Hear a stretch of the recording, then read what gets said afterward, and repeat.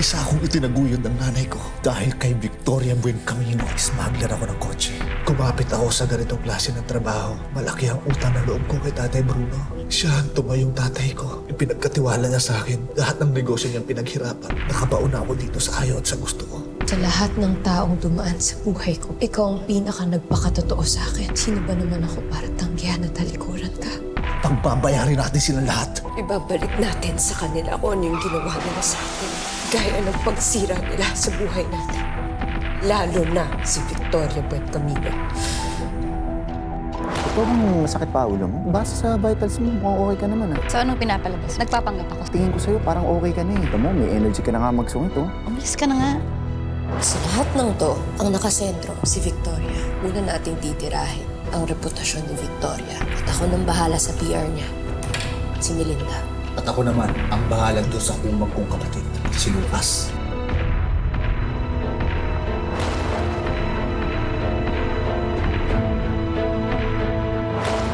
Na-flatan ka? Sige, tulungan na kita. Ay pare, Elias nga pala. Francis, sir. Salamat, ha? Tingnan natin kung anong impormasyon ang mabibigay mo sa pamilya Buencamino.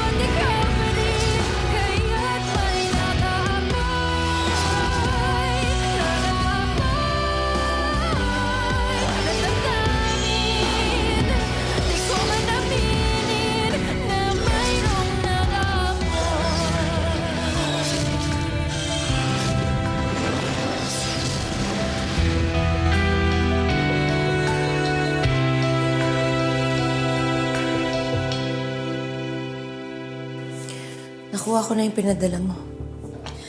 Nandyan na lahat ng nalalaman ko tungkol sa pinapatakbong troll farm ni Melinda. Pati yung info ng contact ng recruiter na kinuha niya, andyan na rin. Malaking tulong to. Bahagi rin ako kung bakit narating ni Victoria ang posisyon niya ngayon. Kaya nararapat lang na tumulong ako para pabagsakin siya. Kung may malaman pa ako, ipapasa ko agad sa'yo. Pagkatapos ng lahat ng nangyari sa akin, naging tunay kang kaibigan na maaasahan. Isa ka sa mga pinagkakatiwalaan ko. Salamat, Sabrina.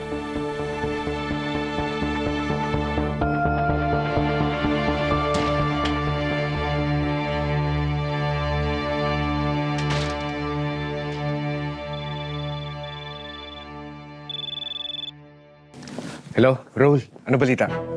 Napuntahan ko ng warehouse. Wala doon si Pablo. Pero naabutan kong isa niyang kasamang tumakas.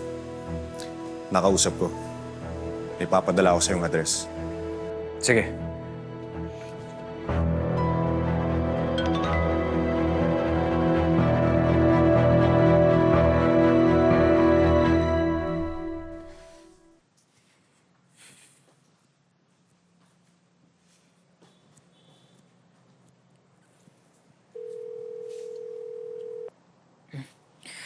Any update on Olivia? Wala pa po, ma'am. Ang hirap hanapin ni Olivia. Mukhang nagtatago na talaga siya. Sige. Balitaan mo na lang ako agad kapag nahanap mo siya. Reglado, ma'am. Sino yung kausap mo?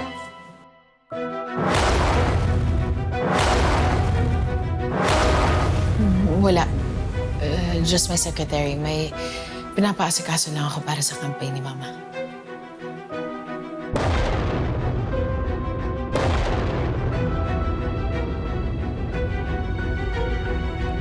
Magpahinga ka na. Baka masyado mo pinapagod ang sarili mo.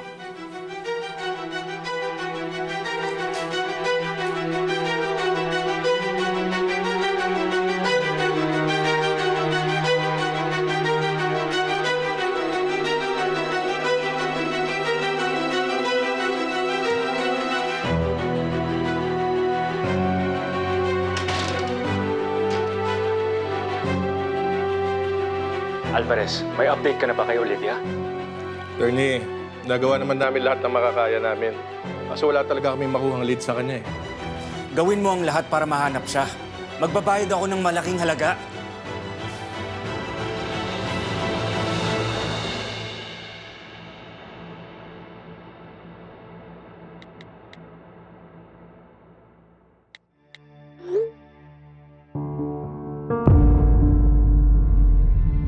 Sino ba yung kausap mo? Parang hindi naman totoong tao.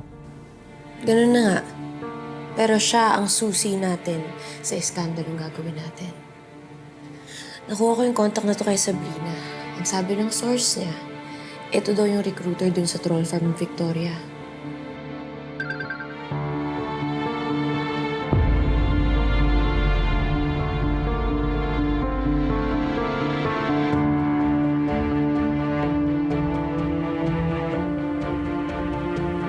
Elias, tingnan mo to. Ang mga Buen Camino, ang pamilyang binayayaan ng hindi maubos na kayamanan. At ang kayamanang ito, ginagamit nila para tumulong sa bayan. Para iangat ang buhay ng bawat nasasakupan nila. Pero saan ba nanggaling ang yaman nila? Sa buy and sell ng mga kumpanya. Pero ginagamit ni Victoria Buen Camino ang posisyon niya para malugi ang kumpanya at mabigyan ng bagsak presyo.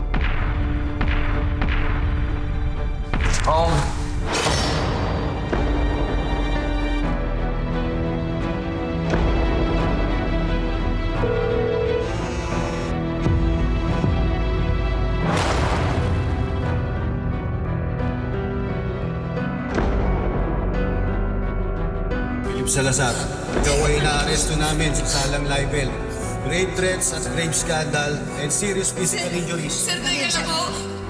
Sir, teka lang, sir. Sir, teka lang, sir. Teka lang po.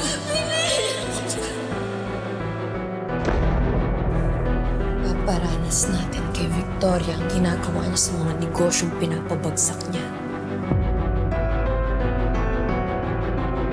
Igigisa natin siya sa sarili niyang mantika.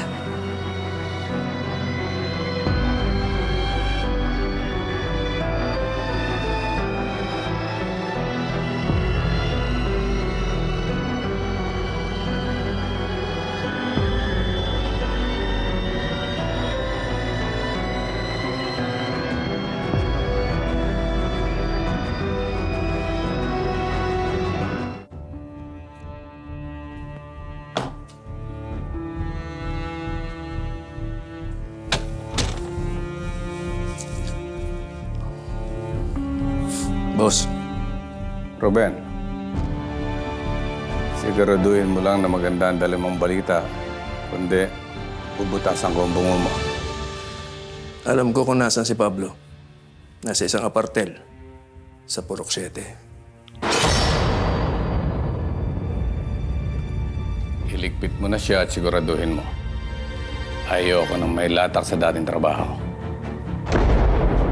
Susunod po.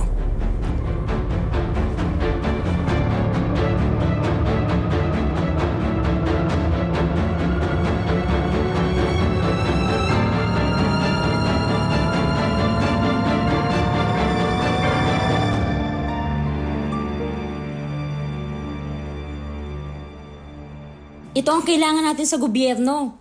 Sana sa susunod po, higher position naman ang takbuhan nyo. Sure vote ako dito. Maraming nagawa.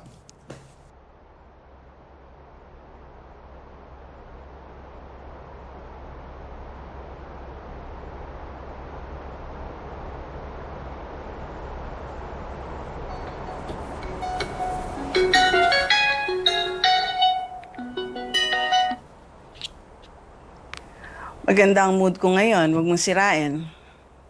Hindi masisira ang mood mo, Victoria. Maganda ang dala kong balita. Alam na ng mga tauhan ko kung nasan si Pablo. Pinaliligpit ko na. Yung kasabwat ni Olivia, nahanap na ba? Wala pang intel tungkol dyan. Pero, lalong gumagaling magtago yung manugang mo. Relax ka lang. Pasasan ba? Mahanap din natin yung Olivia na yan, pati na yung kasabwat niya. Kailangan na silang mahanap. Baka sumulpot pa para guluhin ang kampanya ko. I don't have time for that drama. Lalo pat palapit na ang eleksyon.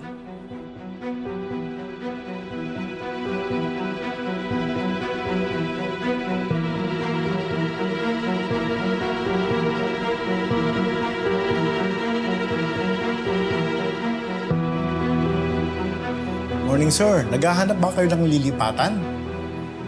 Hindi ho. Meron lang akong hinahanap na lalaki. Tumira siya dito. Baka kilala niyo siya. Ito siya.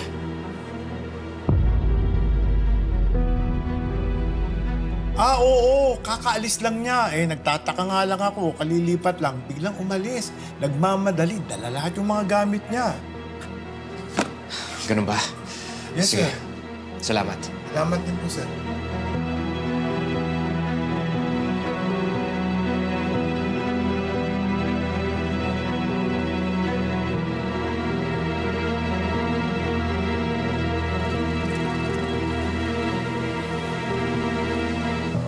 Hello? Raul, wala siya dito. Nagkasalisan kami. Oo. Sige, balitaan mo ako kapag nalaman mo na yung bagong location ni Pablo. Sige, salamat.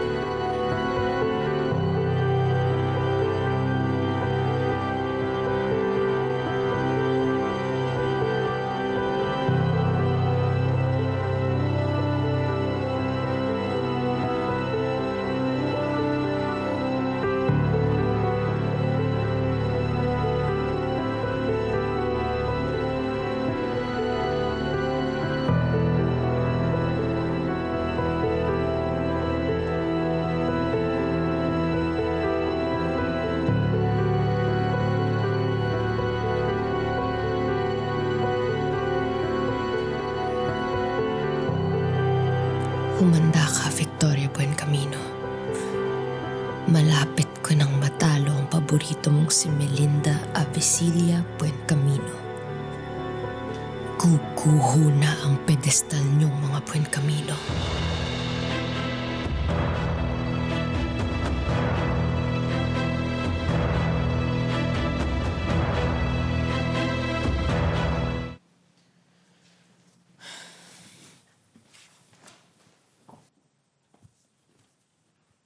Melinda, are you okay? Masama ba pakiramdam mo? Gusto mo magpahinga ka na lang, huwag ka na lang sumama sa amin. It's okay. Magsabi ka lang. Hindi, Ma. Okay ako.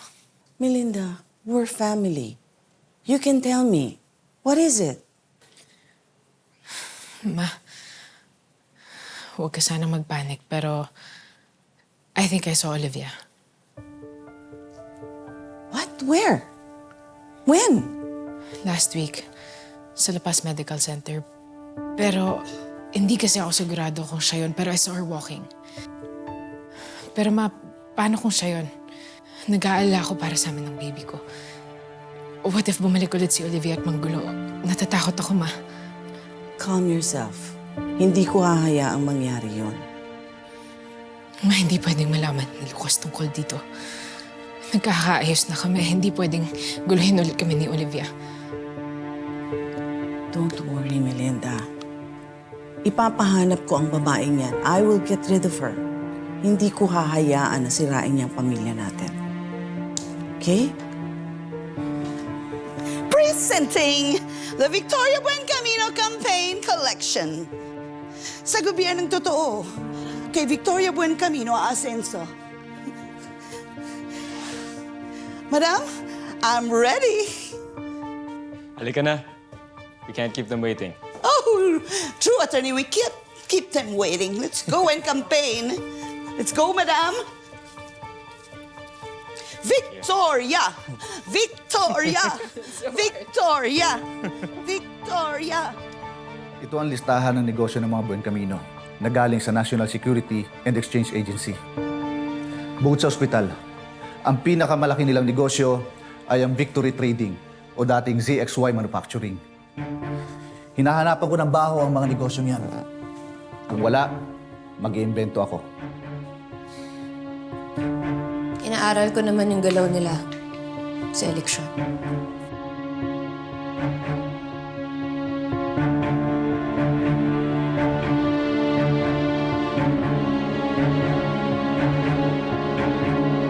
Nagkasalisihan kami. Habang hindi ko nahahanap si Pablo, lalong lumalawak yung pinagtataguan niya. Ninong, tingin ko talaga may malaking pinagtataguan yun eh. Hindi kaya pinagtataguan niya yung nagutos sa kanilang dalawa ni Matias dahil ililigpit siya nito. Alam niyo, mahirap tong ginagawa ko. Pero hindi ako titigil hanggang hindi ako nakakakuha ng sagot tungkol sa pagkamatay ni Dad. Huwag kang mag-alala, Philip. Makikilala mo rin yan. Basta tandaan mo, nandito ako. Tutulungan kita. Tignan mo nga naman. Matindi ang pinagdadaanan mo, pero tignan mo. Matatag ka. Lumalaban. Mabigat ang dinadala mo.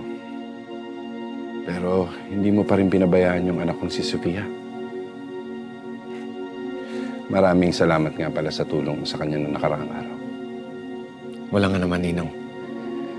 Hindi ko siya pwede pabayaan. Kahit pa paano, may pinagsamahan naman kami. Hindi mo naman kailangan gawin yun. Dahil nandito pa ako. Ako ang ama niya. Ako dapat na nag-aalaga sa kanya. Hindi naman niya ako pinabayaan kasi nung nasa kulungan ako. Alam ko na hindi niya obligasyon yun, pero ginawa niya yun dahil nagmamalasakit siya sa akin. Kaya kahit papano, gusto ko siya suklian.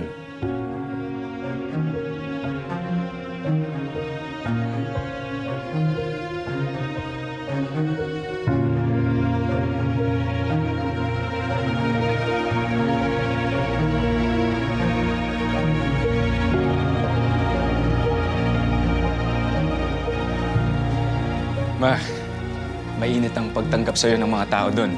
That's a good sign. Malok, tumaas ka na sa boss. Yes! Nalamangan mo na yung political rival mo na si Lorna Morales. Siguradong sigurado na ang pagkapanalo mo, Ma. There's no stopping us now. Dapat lang, pagkatapos ng lahat ng paghihirap natin.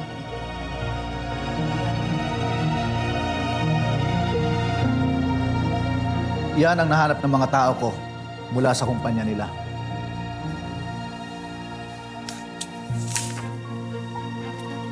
Yan namang Victory Trading at Buen Camino Holdings ay may issue sa National Tax Department. Underpayment sila at late magbayad ng buwis. Bukod doon, napag-alaman ko din na hindi nila binabayaran ng tama ang mga trabahador nila sa Victory Trading. Paano na narulusutan lahat ng to?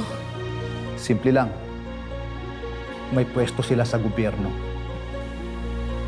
Grabe talaga sila. Grabe yung korupsyon nila.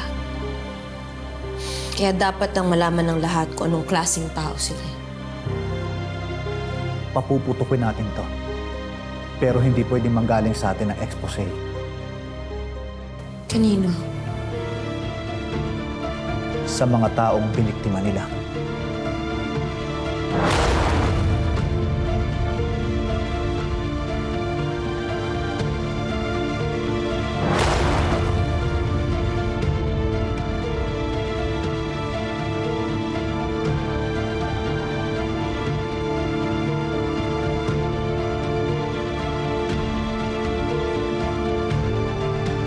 Sa tapat nito, nandito ang building ng Victory Trading.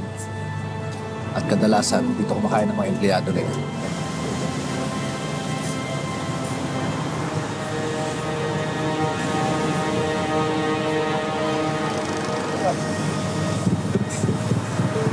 Ha?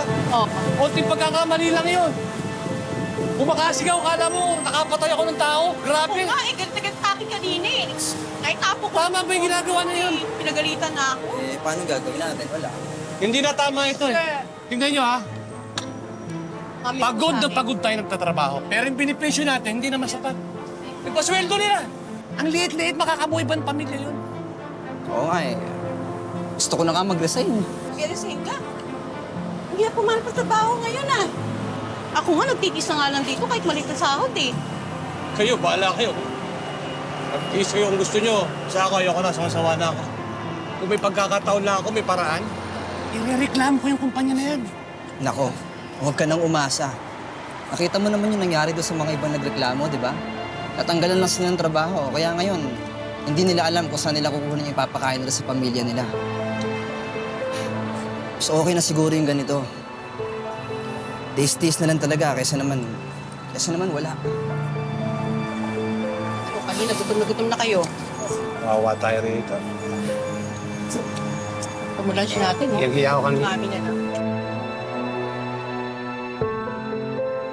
Kapag may nararamdaman ka pang sakit sa ulo mo, o kaya bigla ka nilagnat, tawagan mo lang ako kagad, i-check kita. Kasi kailangan natin bantayan, baka may infection. Yes, Doc. Yan, gumagaling ka na. Nagiging makulit ka na eh. Philip, busy ka ba? Pwede mo ba akong ihatid sa bahay? Please. Sophia, naayos ko na yung discharge papers mo. You're free to go home. Si Emil na mag-uwi sa'yo. Milalakarin lang kami ni Philip.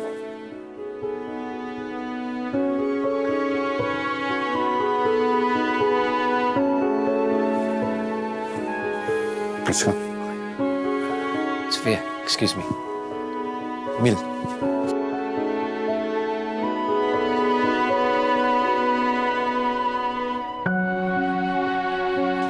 Oh, ba't ang lungkot mo?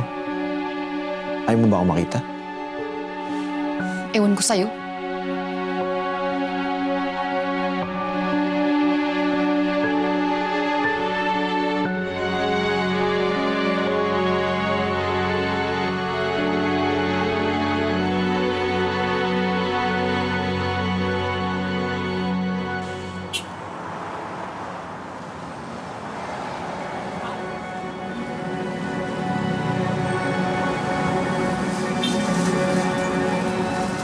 Depende yun.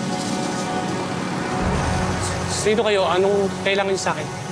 Alam namin yung tungkol sa problema mo sa pinagtatrabahuan mo. Tutulungan ka namin. Totoo po. Ma'am, Nair. Matagal na po namin itong problema. Hindi po namin alam kung kanino kami nalaban eh. Nasa politiko sila kaya... Parang wala na kami pag-asa, ma'am. Pero maraming salamat po, ma'am. Sir, maraming salamat po. Pero may kailangan kong gawin.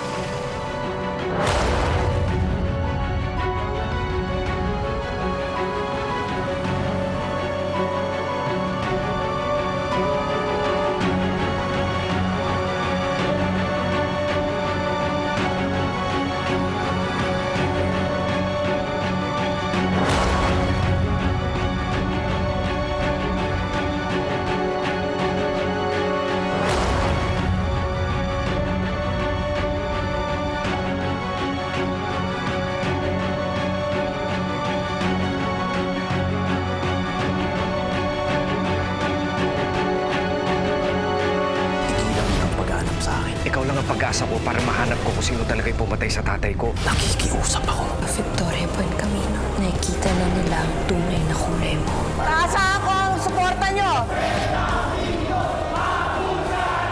Paano nangyayari ito? Hindi ako titigil until I find that spy. Dinudublihan ng mga Buen Camino ang kamay mo. Panahon na para magpakilala ko sa kanila. Hello, Elias.